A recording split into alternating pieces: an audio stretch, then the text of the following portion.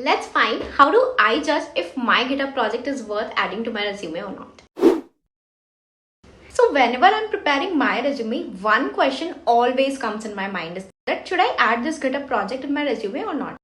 Because let's be honest, not every project we upload on GitHub is resume worthy. Some are just for practice, some are half finished experiments, and some are actually the polished gems that has the potential to impress the recruiters. So in this video, I'm going to walk you through exactly how do I judge whether a GitHub project deserves a spot on my resume or not. So let's dive in. So the very first thing that I look for is the project relevance to the job role. So the first thing I look at it is whether the project I'm planning to showcase on my GitHub is actually relevant to the role I'm applying for or not.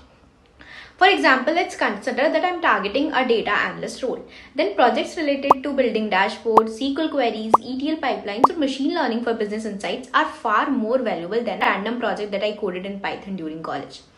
Now, I would say that recruiters care more about what connects directly to the job. So I always ask myself, if a hiring manager looks at this project, will they see the skills they are hiring me for? And if the answer is yes, it makes the cut.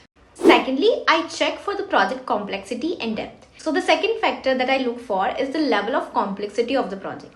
So I would say that many beginners just upload tutorial-based projects where they simply follow a step-by-step instructions. And there is good reason why I personally prefer projects that show that I've gone beyond the basics. For example, instead of just building a machine learning model, I'll also include that how I did data cleaning, including feature engineering, hyperparameter tuning, and even evaluated different machine learning algorithms.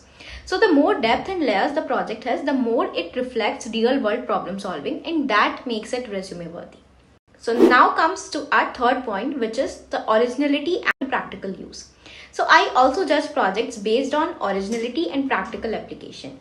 If it's just another Titanic survival prediction from Gaggle, it will not definitely add much value because recruiters have probably seen hundreds of those. But if I take a data set and frame it around a real world problem like predicting customer churn for an e-commerce company or analyzing sentiment from product reviews, then it actually feels original and practical.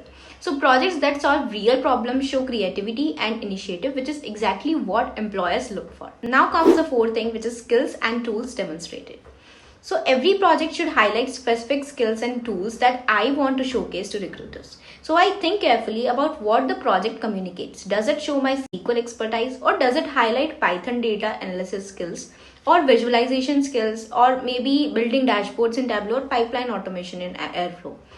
And a strong project is like a portfolio piece that clearly demonstrates the technologies I claim on my resume. If it does not reflect the core skills I want to be known for, I usually leave it off. Now comes the fifth thing, which is documentation and professionalism. Now this is one of the most overlooked factors, but it makes a huge difference.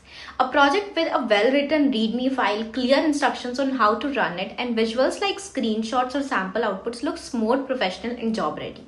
On the other hand, if my project repo looks messy with no explanations at all, just simple code files, and I would say that it does not actually matter how good the actual work is, it will definitely not impress the recruiters. So I only include projects that have been polished and presented in a way that makes someone want to explore further. Now comes the sixth point, which is the impact and results. So finally, I judge projects based on the impact they show.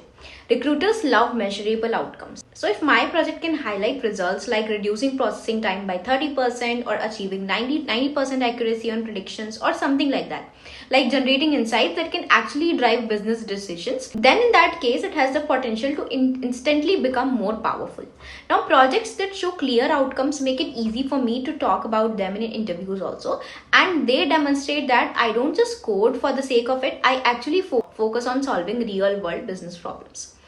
At the end of the day, my personal rule is very simple, that if I can confidently explain the project in an interview within 2 minutes, including what problem I solved, what tools I used, and what results I got, then that project is worth putting on my resume.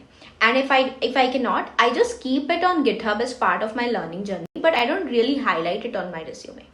I hope this gives you a clear roadmap for picking the right GitHub projects for your resume.